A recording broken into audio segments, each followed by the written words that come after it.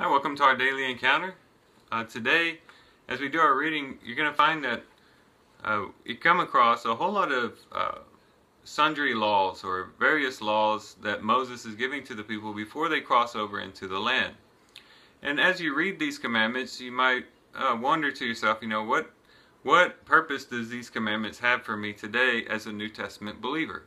Because we can look in Galatians chapter 3, we can look in Hebrews chapter 8, and other places in the New Testament that clearly state that now that Jesus Christ has come, He has fulfilled the purpose of the law, and therefore we no longer follow the Mosaic law, but we follow Christ, who is the embodiment of the Mosaic law. And so when we're reading these verses, you might be thinking, well, what can I glean from this? What can I gather from these various commandments? And there's basically two things that we can gather from these commandments. For one, we can look at these commandments and try to dig a little deeper to find the spiritual significance behind these commandments and how these commandments are fulfilled in Jesus Christ. We've already done this time and time again in our devotions as we looked at the sacrifices and how they were fulfilled in Christ, the spiritual significance of those things and what they spiritually signified with the feast.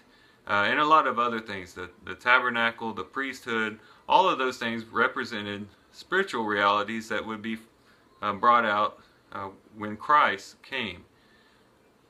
So we can look at the spiritual side of things, but also when we look at these commandments, we can also be searching for God's heart behind these commandments.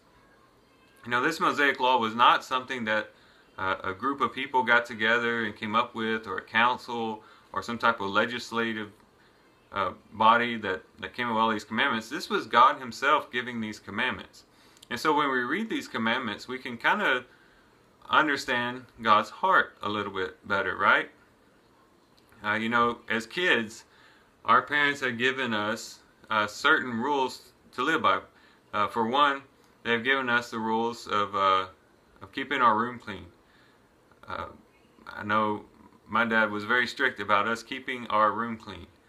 And even though I have grown up and I have my own family now, and I'm no longer, my dad's not going to ground me anymore if I don't keep my room clean, still, I can look back on that rule that he gave me back when I was a kid and recognize the fact, or understand a little bit about my father's heart. My father's heart is that he likes a neat and tidy house, including all the bedrooms.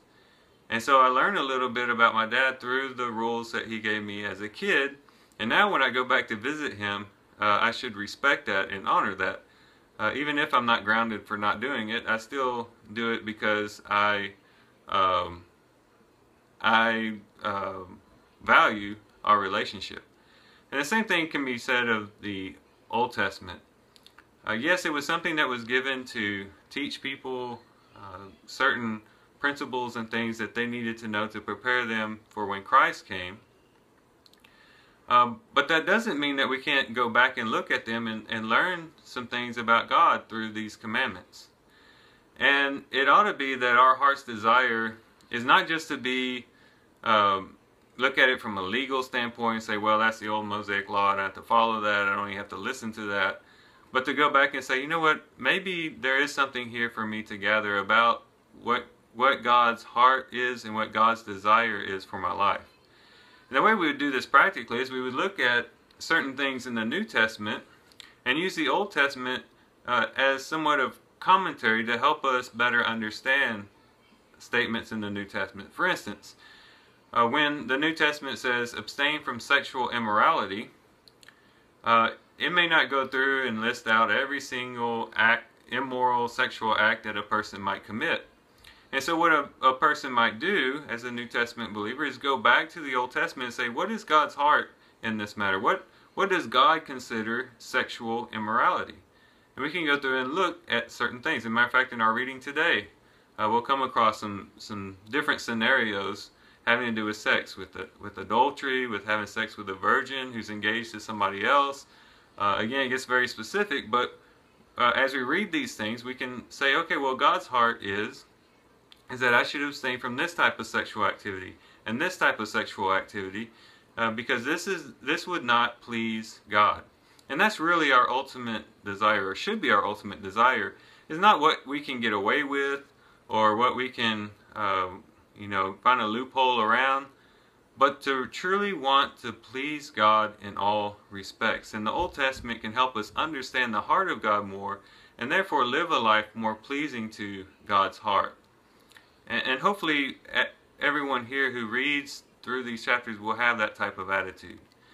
So that we can look back at the Old Testament and say, you know what, it's not finders, keepers, losers, weepers. If you haven't done your reading yet, you'll know what I mean by that. We need to make sure that if we come across something that someone has lost, we either try to get it back to them or we hold on to it and safeguard it until they come looking for it. It's just little things like that that we can learn and glean from to know, okay, you know what, this is what will please God in this particular scenario, as opposed to going about it some other way.